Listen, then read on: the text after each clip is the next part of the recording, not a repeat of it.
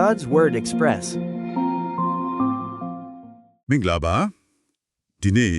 ကျွန်တော်တို့အတူတူဆွေးနွေးတုံ့တက်ကြဖို့ရထားတဲ့အကြောင်းအရာကတော့လေ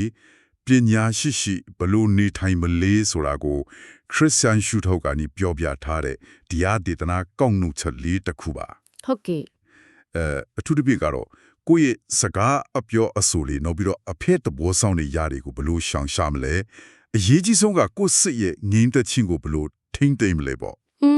ဒီအချက်တွေပေါ်အဓိကထားပြီးတော့ဒီတွေကအနှစ်သာရတွေကိုထုတ်နှုတ်ဆွေးနွေးကြည့်ကြရအောင် ကောင်းပါတယ်အဲ့ဒီအရင်မြစ်မှာအစားပိုင်းမှာဘာကိုအဓိကပြောထားလဲဆိုတော့လေစိတ်အနှောင့်အယက်ဖြစ်စေတယ်အစီတက်စေတဲ့စကားတွေပေါ့လေ ဟုတ်ကဲ့ ဥမာပြောရင်ဆွဲတာတို့အတင်းပြောတာတို့တွေးခွဲတာမျိုးတွေပေါ့လေအဲ့ဒါတွေကကောင်းတဲ့အရင်မြစ်မှာမဟုတ်ဘူးသူတို့အခေါ်ကတော့ယန်သူပေါ့စာတန်စီကလာတယ်လို့ဆိုထားတယ်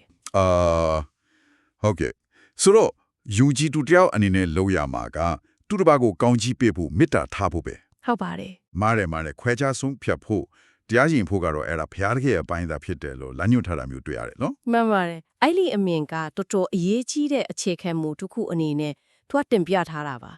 ကိုယ့်ရဲ့အာယုံစိုက်မှုကိုလီမေတ္တာနဲ့ကောင်းကြီးပေးခြင်းအပေါ်မှာပဲထားဖို့ပေါ့ ဟုတ်ကဲ့ တရားစီရင်ခြင်းကိုရှောင်ဖို့အလေးပေးထားတယ်ဒီလိုလုံးလိုက်ရင်အငင်းပွားမှုလေပฏิပတ်ခအစားပြုံးမှုလေးကိုရှော့ချနိုင်တယ်ဆိုတဲ့သဘောပေါ့လေ ဒါဆိုရင်အပြင်ကနေအဲ့လိုအပြစ်သဘောဆောင်တဲ့စကားတွေဝေဖန်မှုတွေကြုံလာတဲ့ခါကျရင်ကိုယ့်စိတ်ထဲအဝင်းမခံအောင်ဘလို့ကာကွယ်ရမလဲအဲ့ဒါနဲ့ပတ်သက်ပြီးလက်တွေ့ကျတဲ့နီလန်းတွေကိုပါထီလား ပါပါတယ်အဓိကကတော့ကိုယ့်ရဲ့မြင်သက်ခြင်းကိုအထိခိုက်မခံဖို့ပဲပေါ့နော် ဟုတ်ကဲ့ သူကစိတ်ဝင်စားစရာနီလန်းလေးတွေပေးထားတယ်တစ်ခုကနားပင်းတယ်လို့နေဖို့တယ် နားပင်းတယ်လို့ ဟုတ်တယ်ဆိုလိုတာကတိုင်မှုမရှိတဲ့အဲ့အပြက်စကားတွေကိုကိုယ့်အာယုံတွေကိုအဝေမခံတာပေါ့လေနောက်တစ်ခုကအစိတ်အတောက်ဖြစ်စေတဲ့ຢာတွေကိုကိုယ့်ဘဝထဲကနေဖျက်ရှားပစ်ဖို့ ဥပမာ social media လိုမျိုးလား ဟုတ်ပါတယ် social media မှာဆိုရင်အနောက်ရှက်ပေးတဲ့သူတွေကို block လုပ်လိုက်တာမျိုးပေါ့ပြီးတော့ तू ကအရန်လက်တိတ်ကြတဲ့ဥပမာတစ်ခုပေးထားသေးတယ် ဟုတ် ကိုယ့်အတွက်ဘာမှအရေးမပါတဲ့နာမည်တော်မတိတဲ့ online ဘောကတွန်းတွန်းဆိုတဲ့လူတစ်ယောက်ရဲ့ဝေဖန်မှုကိုဘာလို့များ view ဆိုင်နေမှာလဲဆိုပြီးမေးခွန်းထုတ်ထားတာ ဒါကတော့ဒီနေ့ခေတ်လူမှုကွန်ရက်တုံးတဲ့သူတွေအတွက်တကယ်ပဲစဉ်းစားစရာနော် ဟုတ်တယ်လေတကယ်တော့ view ဆိုင်စရာမလိုဘူးပေါ့ ဟုတ်ပါပြီအဲ့လိုအပြင်ကအဆိုးမြင်တဲ့လူကိုရှောင်တာပြင်ကိုယ်တိုင်ရဲ့စကားကိုထိန်းချုပ်ဖို့လည်းအရေးကြီးတယ်လို့ဆိုလိုပုံရတယ်နော်တိတ်ဆိတ်နေခြင်းရဲ့တန်ဖိုးကိုလည်းပြောထားတယ် အတိအကျပဲတိစိတ်ချင်းရဲ့တန်ဖိုးပေါ့ကျန်းစာမှတော့ရှိတယ်မလားစကားများရင်အပြစ်မကင်းတတ်ဘူးဆိုတာမျိုးလေ ဟုတ်ကဲ့ တော့နှုတ်ခိုးဆောင်စည်းတာကပညာရှိရဲ့လက္ခဏာလို့ဒီမှာအလေးပေးထားတာယေရှုတော်မှာဆွဆွဲခံရတဲ့အချိန်မှာတိတ်ဆိတ်နေခဲ့တယ်ဆိုတဲ့အချက်ကတော်တော်အားကောင်းတဲ့ဥပမာပဲ ဟုတ်ပါတယ် ဒါခဏပြောတဲ့အစိုးမြဝူဖန်မှုကိုနားပိတ်ထားတာနဲ့တစ်ဆက်တည်းလို့ချစ်နေတာပေါ့ နောက်တော့ကျွန်တော်စိတ်ဝင်စားမိတဲ့အချက်တစ်ခုကဝမ်ပူလွယ်တွေကြားကတိုးတွေလို့နေထိုင်ရတဲ့အခါမှာညွေလို့ကညာရှိပြီးချိုးငယ်လို့အဖြစ်ကင်းရမယ်ဆိုတာပဲအဲ့ဒါကဘယ်လိုမျိုးလဲခင်ဗျာ အဲ့ဒီနေရာမှာလေဝမ်ပူလွေဆိုတာကယုံကြည်သူဟန်ဆောင်တဲ့သူတွေဒါမှမဟုတ်ငွေကြေးနောက်လိုက်ပြီးတော့အမှန်တရားကိုတစ္ဆာဖောက်နိုင်တဲ့သူမျိုးတွေကိုယဉ်ညွှန်းပုံရပါတယ် မြေလိုပညာရှိတယ်ဆိုတာကကျတော့အချင်းနေအရရက်ကိုတတိထားစောင့်ကြည့်တတ်တ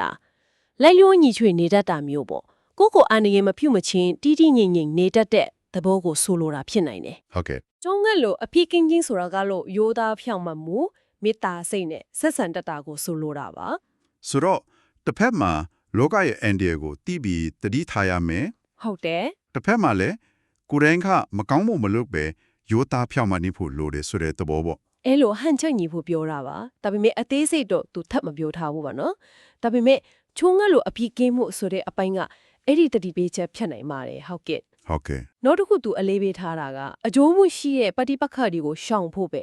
ရှောင်တဲ့ဆိုတာကအရှောင်းပေးလိုက်တာမျိုးလားဒါမှမဟုတ်ပညာရှိရှောင်တာလား ပညာရှိရှောင်တင်းခြင်းလို့ပဲဆိုရမှာပေါ့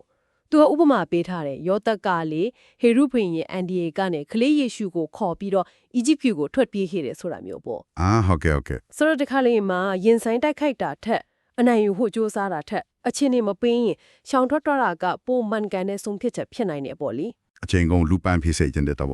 ဟုတ်ပါတယ်အဓိကတော့ကြိုးမရှိတဲ့တိုက်ပွဲတွေမှာကိုယ့်ရဲ့ချိန်တွေစိတ်ဆွဲအင်းတွေအလားအစမဖြစ်စေဖို့ပါပဲ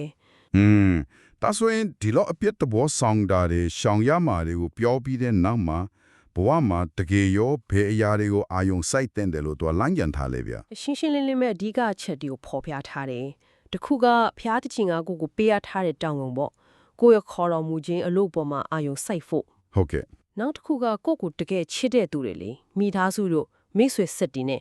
ဆက်ဆံရေးကိုတန်ဖိုးထားဖို့ ဘာလို့လဲဆိုတော့လူအုပ်ကြီးတဲ့ချီးမွမ်းတာတွေကဲ့ရဲ့တာတွေဆိုတာအချိန်တိုင်းပြောင်းလဲသွားနိုင်တယ်တကယ်အရေးကြုံလာတဲ့အခါအားကိုးလို့ရမှာမဟုတ်ဘူးလို့ဆိုတယ် ဟုတ်ကဲ့ဟိုစန္ဒာလို့အော်ခဲ့တဲ့လူဝကပဲတော့ကြတော့လဝကတိုင်တင်ဖို့အော်တယ်ဆိုတဲ့ဥပမာမျိုးပေါ့နော် ဟုတ်ပါရဲ့အဲ့ဒီဥပမာကိုလည်းသူသုံးထားတယ်ဆိုတော့အခက်ခဲအစစ်မှန်ကြုံလာတဲ့အခါကိုယ့်ဘေးမှာတကယ်ရှိနေမဲ့သူ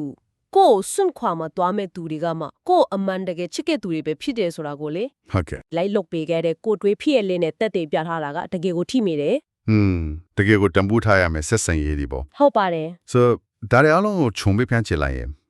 ဒီအရင်မြကနေပေးချင်တဲ့အဓိက message ကကိုယ့်ရဲ့အတွင်းစိတ်ငြိမ်သက်ခြင်းကိုဘယ်လိုကာကွယ်မလဲဘယ်လိုထိမ့်သိမ့်မလဲဆိုတာပဲဖြစ်မှထင်တယ် အသေးချပါပဲအဲ့ဒါအဓိကအချက်ပဲအပြက်တဘောဆောင်တဲ့အရာတွေကိုလက်မခံဘူးကိုနှုတ်ကိုလည်းစောင့်စည်းတယ်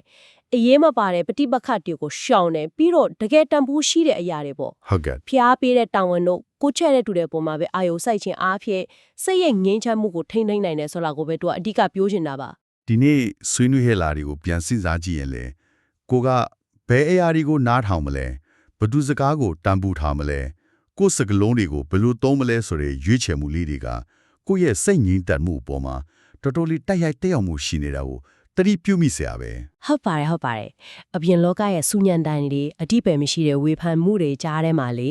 တကယ်တန်ဖိုးရှိတဲ့မေတ္တာတရားတို့ကိုယ့်ရဲ့တောင်းဝန်ဝတ္တရားတွေကိုယ့်ကိုအမှန်တကယ်ချစ်ခင်တဲ့ဆက်ဆံရေးတွေပေါ်မှာအာယုံဆိုင်နိုင်မှုကအရေးကြီးတယ်ပေါ့ အဲ့ဒါကမှရေရှည်မှာစိတ်ငြိမ်းချမ်းမှုကိုပေးနိုင်မှာလေဒီဆွေးနွေးမှုကအဲ့ဒါကိုပြန်ပြီးသတိပေးနေသလိုပါပဲ ဟုတ်ကဲ့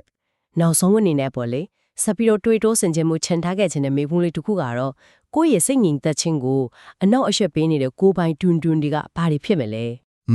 ဒါမို့ကိုယ်စိတ်ထဲကမကောင်းတဲ့ဝန်ပလေးလို့အတွေးခေါ်တွေကဘာတွေဖြစ်မလဲအဲ့ဒီကိုကိုယ့်ရဲ့လက်တွေ့ဘဝမှာဘယ်လိုသိရှိပြီးတော့ထိထိရောက်ရောက်ရှောင်ရှားနိုင်မလဲဆိုတာလေးပါပဲ